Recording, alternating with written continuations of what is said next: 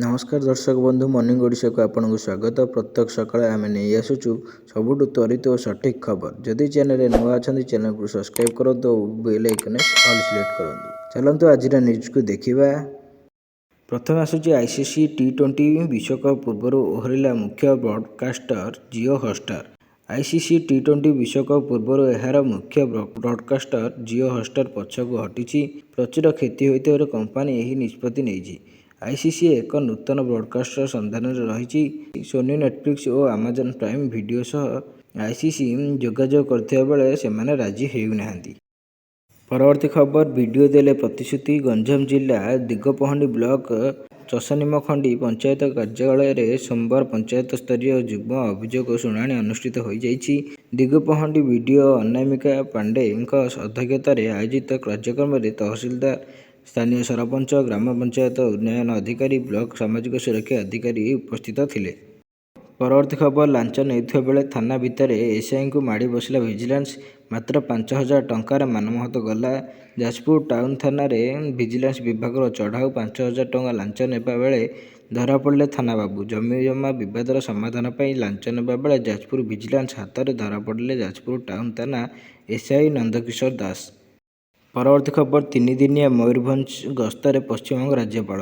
सोमवार पश्चिमबंग राज्यपाल सीवी आनंद बोस सकाळु कोलकाता गस्त हावड़ा स्टेशन वंदे भारत ट्रेन जोगे टाटानगर रेल स्टेशन पहुंचा पर सेठारु सड़क पथ दे रायरंगपुर गस्तर आसी मध्याह्न 12 घटिकार रायरंगपुरस्थ पूर्त विभाग डाक बंगला पहुंचा पर गार्ड ऑफ ऑनर दि जाइतिला। परवर्ती खबर निआरे पोड़ी छात्री मृत घटना 4 लाख अनुकंपा राशि घोषणा। निआरे पोड़ी होइथिबा रायरंगपुर लांची बेरानीर गुरुतर छात्री मृत्यु घटना मृत छात्री परिवार को 4 लाख अनुकंपा राशि घोषणा कर मुख्यमंत्री मोहन चरण माझी। घटनार शोक प्रकाश करने सह मृतकों परिवार को समवेदना जणाइछन्ति। परवर्ती खबर सुधुरुनी इंडिगो समस्या। आज भी 200 रु अधिक विमान बातिल। इंडिगोर समस्यार समाधान होईना। सोमवार दिन विभिन्न विमान बंदर में 200 रु अधिक इंडिगो विमान बातिल करा जायछि। एपरि संकटर सम्मुखीन होइनथिबा हेतु सरकार इंडिगो को यार विमान उड़ाण स्वाभाविक करने एवं यात्री मानक असुविधार समाधान करने निर्देश देइछन्ति। प्रभावित यात्रियों पर 610 कोटी रु अधिक मूल्यर टिकेट फेरस्त प्रक्रियाकरण करा जायछि। परवर्ती खबर भयंकर अग्निकांड जलीगला 50 रु अधिक फल दुकान। बलांगीर शहर में थिबा फल बजार सोमवार भयंकर अग्निकांड घटी। एथिरे प्राय 50 रु अधिक फल दुकान जली जाइछि। दुकान समेत बहु टंकार फल मध्य पोड़ी नष्ट हो जाइछि। प्राय 1 कोटी टंकार फल पोड़ी जाइथिबार अनुमान करा जाइछि। सोमवार हठात निआं लगी चारिआडे व्यापी जाइथिला। 2टी अग्निशम गाड़ी पहुंची निआं को आयत्त करने को उद्यम करथिले। परवर्ती खबर हाड़भंगा शीतरे थरुची सारा ओडिशा। 12 जाए जारी रहिबो शीत लहरी। पश्चिम उत्तर आड़क दक्षिण उपकूल चारिआडे शीतर लहरी। राज्य में 12 तारिख पर्यंत शीत लगी रहिबा नै कोल्ड वेव जारी कला पाणीपाग विभाग।